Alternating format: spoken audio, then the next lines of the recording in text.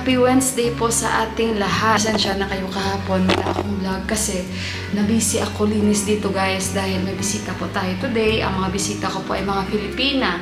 So, yung iba sa inyo baka alam nyo na sino ang mga bisita ko. Mamaya, kita nyo yung isang Pilipina na bago naming bisita and first time naming magkita and first time namin magbanding. So, gumagawa ako ng sauce ng biryani, gravy ng biryani. Then, nagluto po ng biryani si Deepak, ayan, and adobo.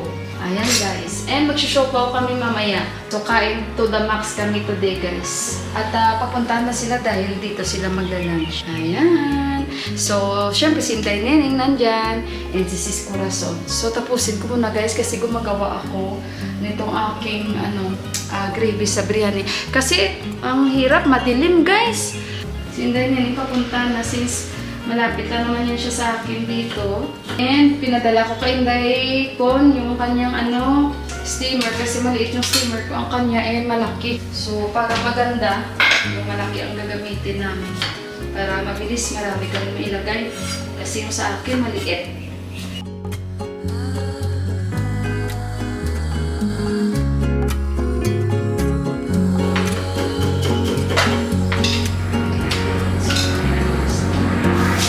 Yung gatas ko. Dami naman kanin. Oo. Guys, kakain kami guys, biryani guys. Naman, kaya lang hindi niya lang.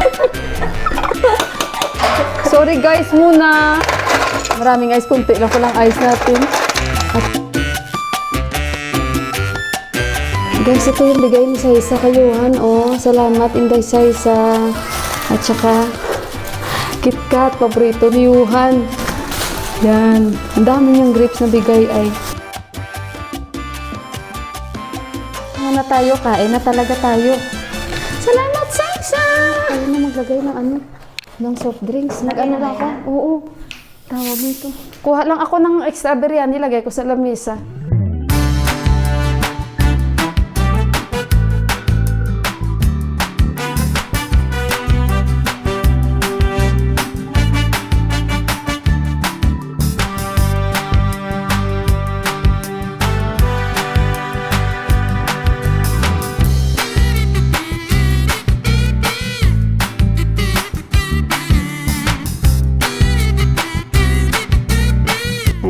Welcome Saisa sa aming napaka-humble na bahay. Salamat Sai sa pagpunta dito. Ayan, so kain na tayo. Tara na, kain na tayo.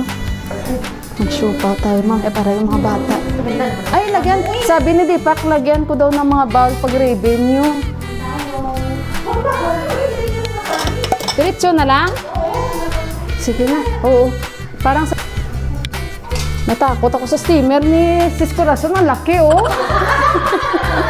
Ulit ako kanina pag ko lang may... Sa akin, liit lang eh. Pangmumu lang talaga. Hindi adobo dito. Talaga lang weird eh. Laki. Oo, sabi ko kay Sandra. Wala, ang dami, oh. Ang dami.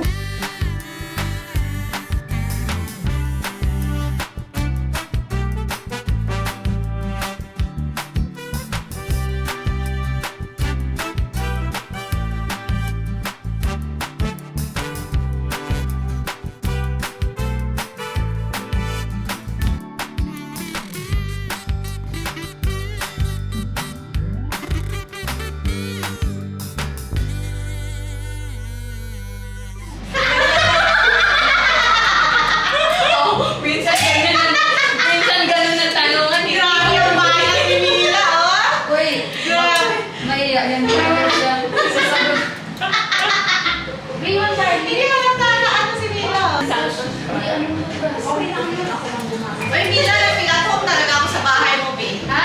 Nagpilat-home na talaga ako. Tingnan mo yung paa ko, Bi. Mas gusto ko talaga ganyan ba? Kaya sa... Pasensya na. Parang sasabihin ko maya-maya, huwag tumahiya, napapagod din ako.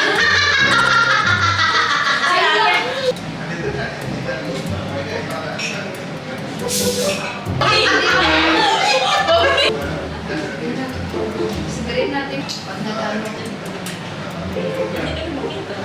Sarap.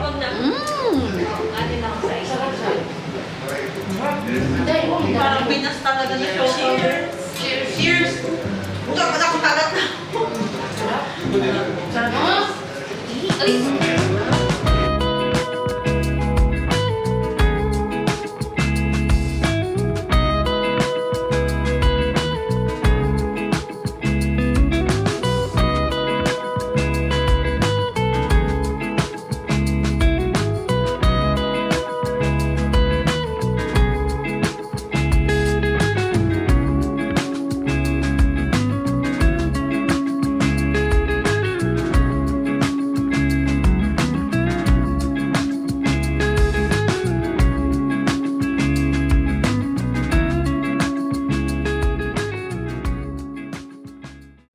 Okay, guys. Gabi na ako kasi nag-i-edit pa ako, guys. O, naghahabol ako sa oras ko. Sige pa kayo may kausap. Kaya naka-mic naman ako. Medyo hindi nyo ako maririnig. Or hindi nyo pala siya maririnig. Ano ba yung sinasabi ko, guys? But ayun na nga, hindi ako masyado talaga naka-focus sa pag-vlog kanina. Dahil minsan ganun ang nangyayari, mas excited ka sa mga ganap nyo or yung banding nyo ba. Kaya ayun, at nakikita nyo naman sa mga vlogs ko, yung mga paggawa-gawa ng siopaw namin. So kanina, dahil yun, ano namin na gagawa kami ng siopaw para kahit papaano, yung mga anak din, like sila ni Saisa, mga anak niya at sila ni Siskon, and para may ma-take away din sila kahit papaano. So, ayun guys, sobrang busog kami.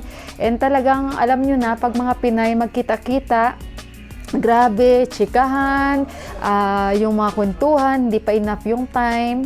And iba talaga, no, pag mga Pinay or Filipino ang magbanding, guys, kulang talaga yung oras at napakabilis ng oras.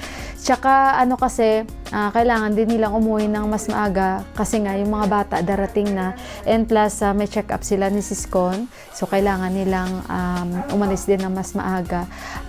Ayun na nga, guys, syempre first time din ni Saisa magbisita dito, and in-invite ko po siya, and sa mga yun na nga nagre-request na yun, magkita kayo sana ni Saisa, ganito, ganyan, ganyan. Ayun guys, so ito na yung time, kasi nga mas maganda yung wala sa plano, natutuloy. And ako yung nag-invite kay Saisa at ako yung nag-PM sa kanya kasi since napanood ko yung vlog niya na sana makita kami ni Mila, yun. So nag-PM agad ako sa kanya, guys, na sana napanood ko yung vlog mo, so ganito, ganyan, ganyan. So hindi lang kami nagkakaroon ng time ni Saisa, guys, or wala kaming communication, but before nag-uusap po kami. So siguro gawa na rin ng guys, malayo siya and hindi naman kami ganun kalapit, yung ganun ba, guys. So ayun, at least thank you Lord, nagkita kami, konting banding kami ni Inday Neneng, at least nag-met din sila ni Inday Neneng, and magkalapit lang po sila ni Sis Corazon. At hopefully sana next time ulit at kami ay magbanding kasama na yung mga kids para hindi kami habol sa oras, at least kahit papaano kasama namin yung mga bata.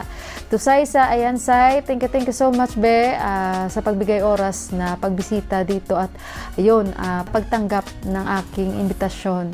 At ayun guys, nag-decide ako sa bahay na lang, and siguro in the near future malaman yun kung bakit nag-decide ako sa bahay na instead na kami ay sa labasan na magkikita-kita. Pero may mga sitwasyon talaga na ayun, so kaya nakapag-decide po ako na sa bahay na lang. Isasabihin ko rin naman sa inyo yan guys, hindi muna sa ngayon kung bakit mas pinili ko dito na lang sa bahay. So, ayun guys, at ano pa ba, the rest, mapapanood nyo na yung mga iba naming ganap sa aming pagbanding first time dito sa bahay ni Saisa. And ayun, and thank you to Sis Corazon at saka kay Brother Santos, kay SL Nepal guys, dahil alam nyo guys, sa aming magkakaibigan, ang pinakaseryoso, kung manonotice nyo yan, ay si Sis Corazon. Para siya yung pinakaati sa amin. Pero ang totoo niyan, ako yung pinakaati sa kanila. Pero si Sis Corazon, ang pinakaseryoso. Pangalawa, si Inday Neneng, guys. Ako lang yung talagang mabuti nga ngayon parang may backup ako na tagatawa. Si Saisa, grabe tumawa si Saisa, guys. Kaya next time sabi ko, hindi na kita patawan. Kasi pag natawa siya, lakhak talaga siya ba, guys. And sila ni Inday Neneng, And sis Corazon parang yung role nila lagi ay tumawa lang din na tumawa na. So, ayun. At ano pa bang mga ano ko, isasabihin ko. Basta masarap sa feelings guys na ayun, makapag-banding din sa mga kapwa Pinay. At alam niyo naman ang kaligayahan lang natin magluto, kain, di ba? At saka maraming mati-take away. So hopefully, ayun, may makilala pa kaming ibang Filipina and makapag-banding dahil maganda sa pakiramdam guys, yung ganun. And of course guys, bago ko makalimutan, maraming salamat sa aking asawa dahil talagang todo effort si Deepak and napakaraming luto niya po na biryani dahil nag-request po ako sa kanya na kung pwede magluto siya ng biryani. So, ayun, at gabi pa lang ay nag-marinate, nagbili kami ng manok, and hopefully, next time ulit, hindi lang biryani yung maluluto natin. Kasi napakasarap talaga, no? Pag maraming foods at kaming mga Pilipina ay magsama-sama at kain ng kain na walang sawang kain ng kain. So, ayun, at late na naman itong vlog ni Inday Mila. Pagpasensyahan nyo. Again, sa mga bago kong followers, maraming salamat po sa inyo and salamat sa trust. And sa mga hindi po nag-i-skip ng ads, thank you so much. And sa mga hindi pa po nakapag-subscribe ng aking channel, baka naman, kung wish nyo lang, i-click nyo lang po lang button para ma-update po kayo pag may bago po akong uploads. And ano pa guys, basta thank you so much and isang napakagandang gabi po sa inyong lahat. Mag-ingat po kayo and lagi po tayo magdasal. So God bless you all and I love you. Good night guys! Bye-bye!